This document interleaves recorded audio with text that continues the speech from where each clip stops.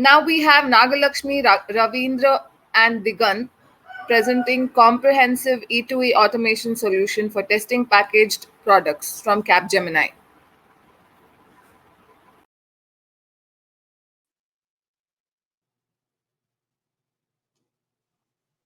A very good morning to all. I hope you're all audible. First of all, thanks to the STC team for giving us a chance to present our paper on the comprehensive end-to-end automation solution for packaged products. We have Digant who has joined us from US. We have Ravinder, myself from Mumbai, Capgemini, and we are going to take you through our white paper today and the solution that we have built. So the way we will flow through the agenda is first we will talk about the various IT trends that we are seeing in the insurance industry. We have specifically picked up insurance, okay, and the increased adoption of COTS and package solutions. We will then discuss about the challenges that we are facing with traditional testing and versus the automation solutions that has become a need of the hour, and how does this solution help us in combating these challenges. We'll have a detailed technical illustration followed by a small demo and a case study. So moving on to the next slide, where what we have been observing that in the insurance industry there have been a lot of changes happening. One is, of course, the major digital transformation that is going around, right? With most of the legacy applications being moved to the digital, because that's the call of the hour. Apart from this major disruption, there are a lot of things that are coming up. That is the increased demand from the customers, the new competitions, and of course, the ever seeing challenges because of the transformations. This is an age where people expect immediacy, accuracy, and the choice that they want to try out with, right? And majority what we have observed is that the insurances have already started like taking a competitive advantage, embracing lot of latest technologies and all. And most of the carriers have already started embarking on this journey to stay ahead in the competition. And what we have observed is this is the place where we are seeing many carriers going and adopting packaged or COTS products like Guidewire, Duck Creek, Majesco, and all. Now the question comes: why these products, why these COTS products are getting adopted, and why there is a speed in going into these platforms? One is the development; it's already a ready-made product, so that the base development is all done. We don't have to invest any additional efforts. It is the customizations, whatever are needed, and there you are ready to embrace the market. And another is these products come fully tested, and we know it works out for majority of the scenarios, right? So that's what we have been observing in the current market. But problem is, even if some companies are already on these platforms, what they're observing is the competition doesn't stop there. You have other things like cloud coming up. So all these packaged products are again moving to cloud. Then in the end, right, given the enormity of this business agility, data analytics, blockchain and all, right, and the customer centricity that people are looking forward, it's forcing us to look beyond how do we handle all these challenges. So let's move. Let's try to understand now that we have seen the one part of the story, the evolution that is going around with the cost and package products. What impact does it have on testing, right? So when it comes to testing, we said that COTS product comes ready tested, but there's a bigger game out here. The problem is there are so many configurations that you end up doing to ensure the product fits in there. Second is the huge number of integrations. These are the days where you have multiple applications, be it upstream, downstream, where the data has to flow through. Now, who is going to test all these? And majority of the project, if you see, the de facto standard is agile, right? And we have changes coming in till the last sprint. You have constant business feedback, and of course, is the enormity of the testing that you end up seeing, right? How do we handle all this amount of testing, and how do we ensure we're still giving the right product? And not to forget, there are huge volumes of data which we end up creating, managing. There's a huge amount of changes in the user experience, branding, and all. So, to sum up, the challenges just seem to be increasing, right? And the entire focus comes on how, through testing, are we going to ensure that we do a good job to ensure we meet the speed, we keep the efforts less, but at the same time, your quality is 100%, right? We are not allowed to do trade off anywhere, right? But in the end of the day, we want to look something extraordinary good product going out, because it's end of the day, it's the reputation of the career, right? So let's see how, in the next slide, how the traditional automation testing techniques are proving tough. If you see in the slide, you have two parts to it, right? The first part shows how generally testing moves. Initially, if you see in the sprints, right, you end up testing the particular component of widgets and all. It's only when you end going into the last sprints that you see the entire functionality coming together. So to sum up, if you see, the testing that you cover in the initial is the basic functionality, but the major functionality integrations, I would say 70% of the testing actually happens in the end. Okay. And not to forget, the entire you end up seeing entire scope of testing, the different scenarios you end up doing in the end, and that's where your entire defects turn out, and that extends your end-to-end schedules, right? So what we have tried to do with our solution, which we call as Quality Pro 360, right? We have tried to see how do we ensure we catch these defects early in the life cycle, how to ensure you're there right on the game from day one and across. The story doesn't stop at the build or unit level, but it continues throughout the journey, right? So what we have done is we have layered it into three. The first piece, if you see, right, is the build, where you see we are trying to hit actually the dev code, the development code. We are trying to map it with the requirements and see that has it been coded properly with what the business has given the requirements. By doing this, right, we have observed that majority, at least 50% of your testing gets covered here. You might see that there are standard unit test cases like JUnit, 10 unit and all, but there are a lot of things that get dropped, especially when you have huge amount of combination. We'll show you some samples so that you get a view how this testing really helps when you are doing the parsing of the dev code, right?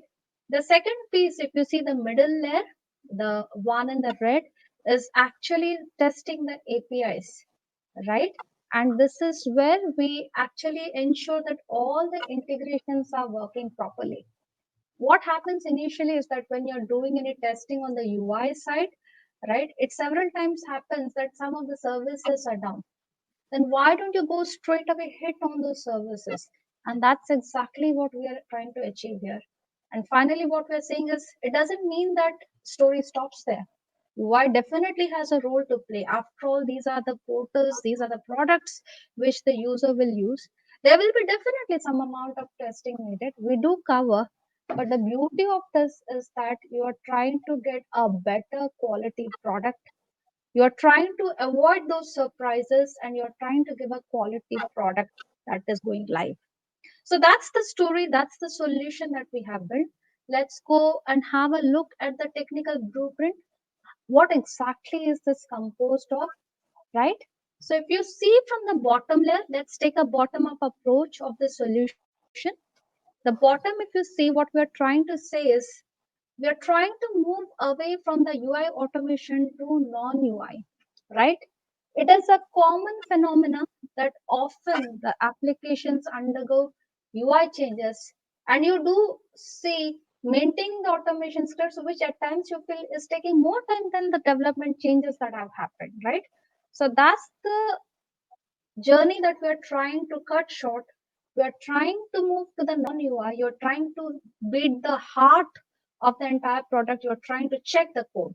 Okay. So what we're trying to do is you're trying to check the code with the business requirements. Okay. and we are trying to have any manual interventions, right? It's all automated.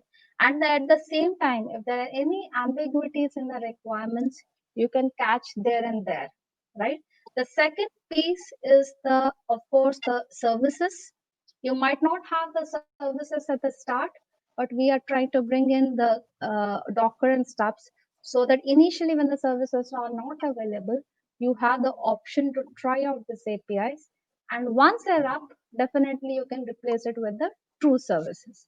And on the top is the UI framework. We have built this framework which is tool agnostic. Irrespective is it Selenium or UFT or any other, this framework works out. And the other thing is that we have tried to ensure that we bring in the beauty of other tools like Apply tools and all, so that you have the artificial intelligence capabilities. The reason is, in insurance products, it is a common phenomenon that you'll have multiple forms, multiple documents, right? How do I ensure I do a quick check? Human check or doing a parsing, you end up writing too much of code there. But if there are some ready-made tools, why not integrate and use it? Because the challenge what you saw in development where speed is important, the similar phenomena story works even for testing, right? And that's what we have tried to achieve. So today what we'll do is, we will first of all try to hit the unit layer piece, that is the UI oblivious one. We will try to showcase in detail how we are saying we are covering more than 50% of your testing at the heart of the product through the unit testing, how we are ensuring your shift left really holds true, right? And how your defects are getting captured. So we'll go a little in depth into that layer, okay? And we want to see how this can be taken across for other products, right? And one more thing what we want to cover here in this slide, which you see a table, you might wonder what this is.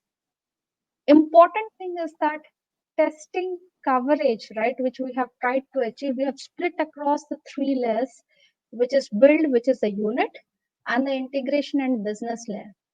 Several times we often follow the phenomena of RBT, OATS, and all, trying to ensure that we cut size the testing and do the right testing. But how much of right sizing? What we have done through our tool is that we have tried to ensure you do the testing, but you have split the testing across the three layers. You have tried to pick up the easier ones at lower level. If you see the green boxes that you see in the build, it is the place where you're trying to achieve maximum coverage.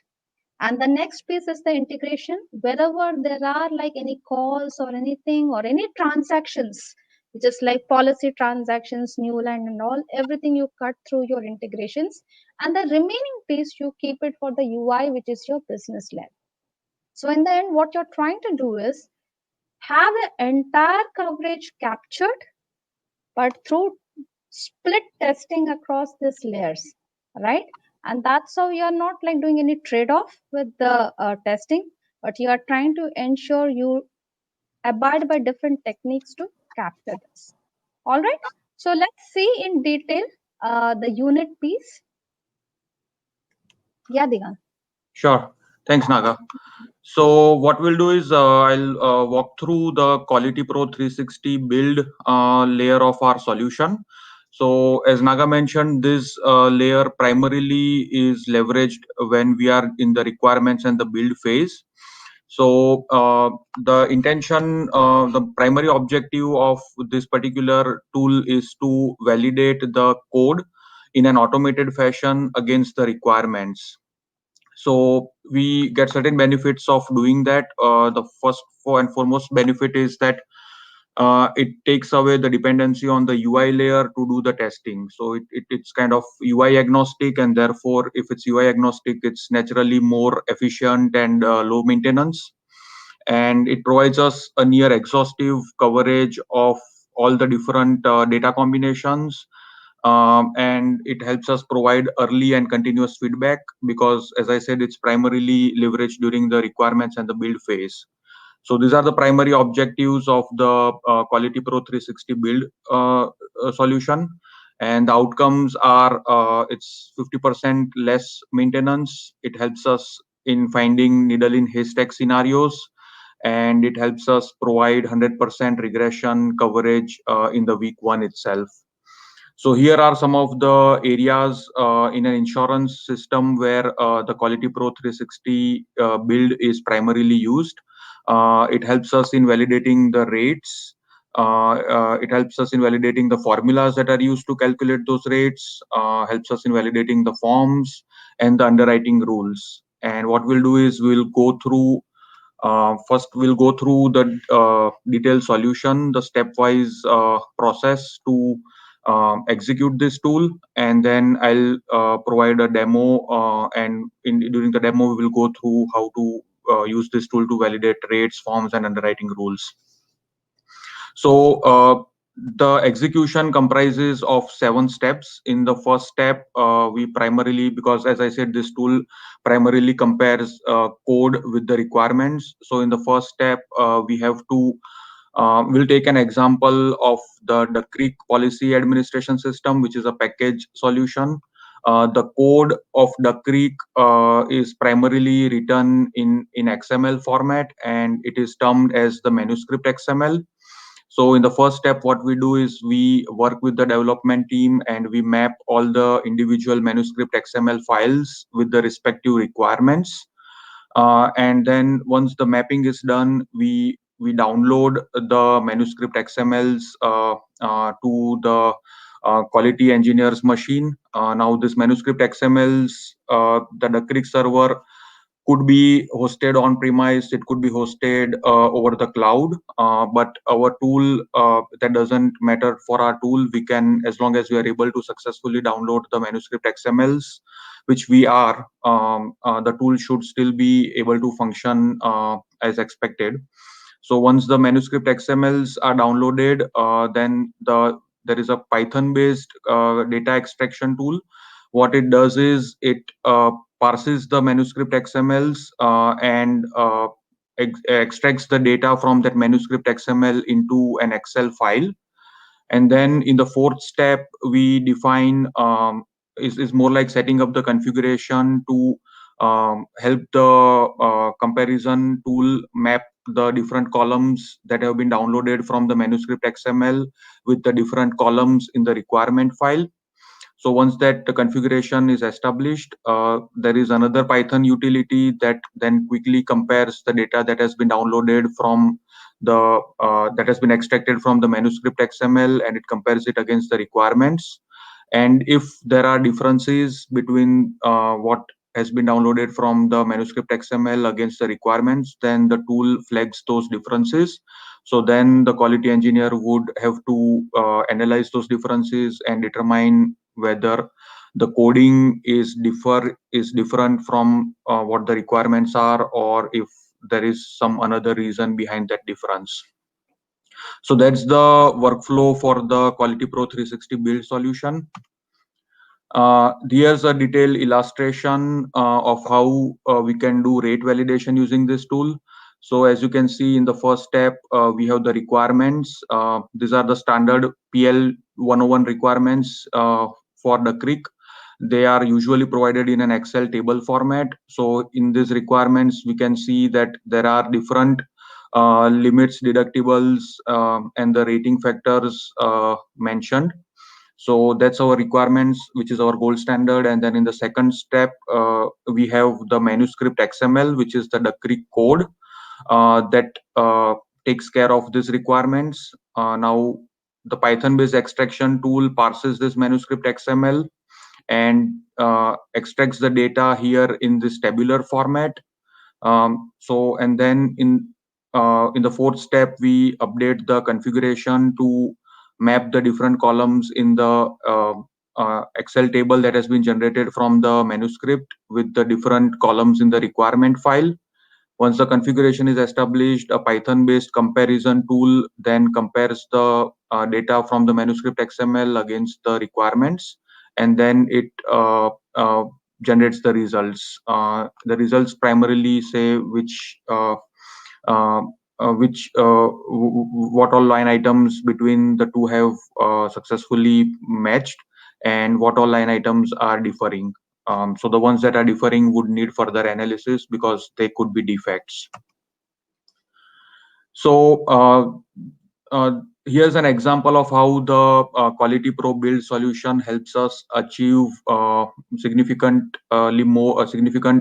amount of test coverage. So on the left, we can see a heat map that shows the test coverage that is typically obtained through a traditional UI based testing, where since it's UI based, obviously it's more time consuming, and therefore it is not feasible to validate each and every combination of insurance, the policy transactions, forms, underwriting rules, states, class codes, so on and so forth. So therefore, what we end up doing is we end up doing risk-based testing, where we primarily test the critical transactions and do a risk-based prioritization for all the transactions that are not so critical, such as cancel, endorsement, reinstate, or which are not performed more frequently.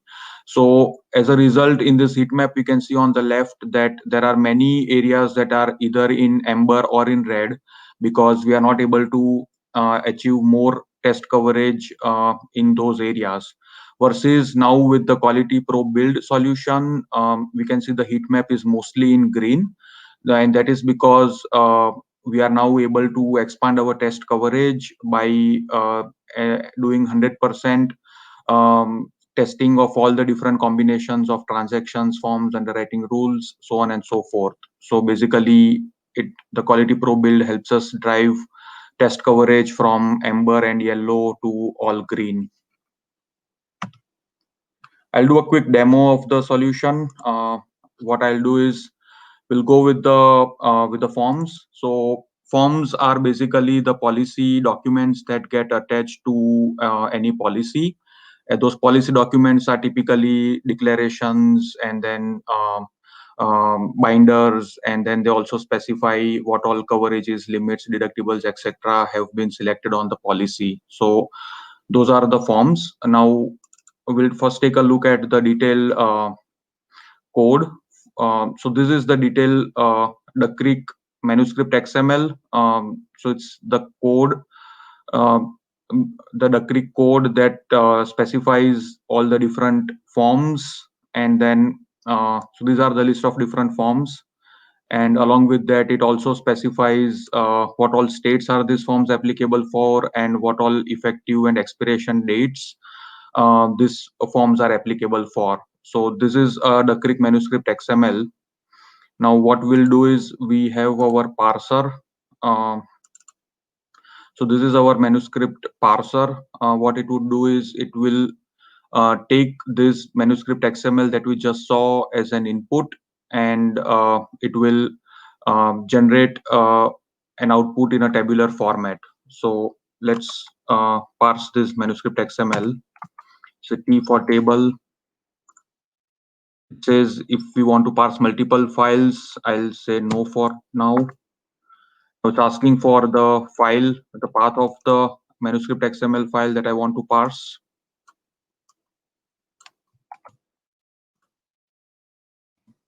Enter the file name.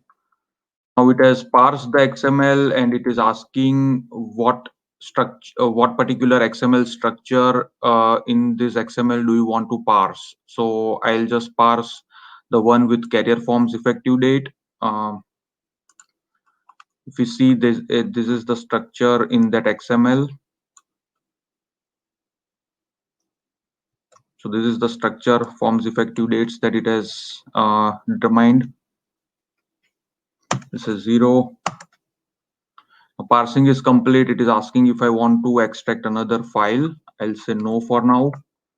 That closes this particular utility. Now let's look at the output that it has generated.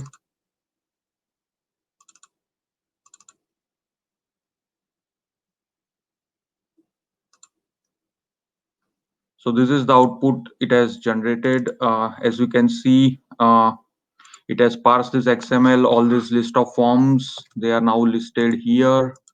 And then these are the different states in US, and the effective and the withdrawn date for those states. So those are coded here in this manuscript XML. These are the list of states which it has extracted and dumped them here. And then for each of these states, these are the effective expiration dates, which it is now showing in a tabular format. So this is the output of the XML. And now as a next step, what we do is we take this manuscript XML output and we paste it in our another utility that primarily does the comparison.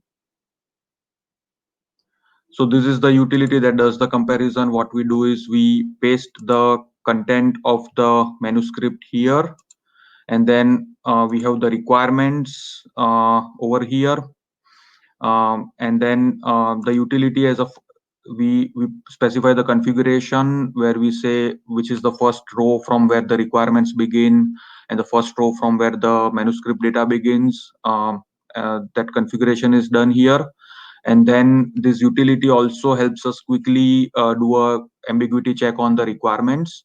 So when I press the requirement validation button, it does the ambiguity check on the requirements just to make sure that there are no ambiguities in the requirements.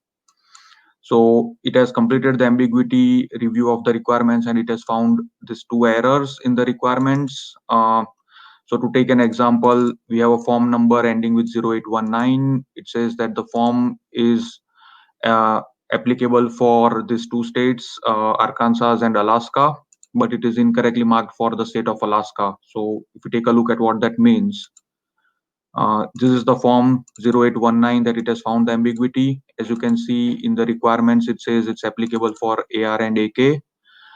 But if you see here for the state of Alaska, AK, it is marked as NA, which means the same requirement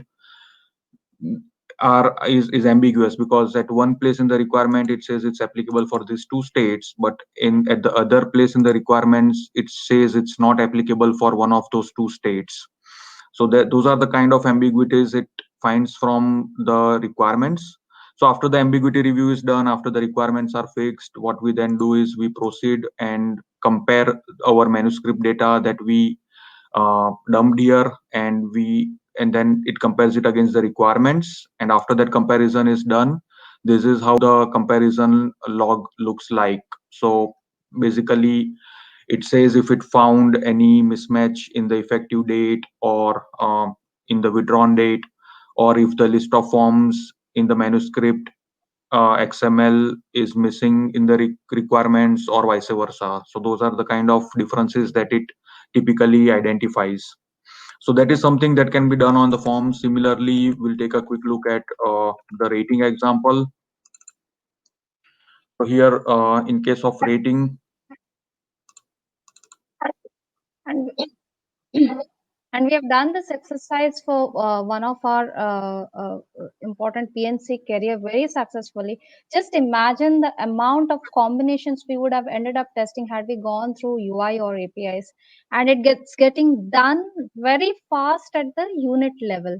Maybe if we can come to the slide, just let's have a look for the use case. Yeah. So with the solutions, what we have built, right? We have almost like gone live with 11 products this year very successfully, right? You might want to cover that, Digant. yeah, sure. So, so we have piloted this product, this solution successfully for one of the leading PNC insurance customer that we serve. We have implemented this for 11 plus product lines, and we have achieved 75% more automated test coverage. It has helped us in reducing the testing cycle time into half. It has improved our defect removal efficiency in production, which is now about almost 99%. And it helps us achieve 25% dollar savings in each sprint.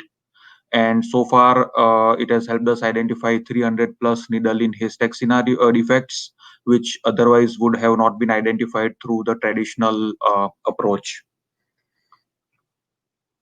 And then these are some of the best practices that we implemented while piloting this tool. Product test coverage was prioritized the automated scripts are integrated with GitHub and they are triggered automatically. Regression bed is executed on a continuous basis, and then we revisit the test coverage every quarter to make sure that it is still relevant. Right. Now, let's first look at this components. If you see, we talked about 3 tiers, and each can be used independently. And we have kept it tool agnostic so that it works everywhere, anywhere. Now we can further expand this layer, the business layer. We can build, the scripts to ensure the flows are all can be taken forward. Now each of these 3 layers that we talked about, this can be further subdivided. Like you saw forms now, this can be further taken, and we can expand the automation scope. And all these results, right? We are looking for integrating with test management tools because reporting is always a challenge. And of course, this works with DevOps. We have kept our code also in GitHub so that it is open for entire community so that they can also use it, right? So that's our presentation for today about the solution that we have built. We would want to see if there are any questions for us, anything that we want to look for.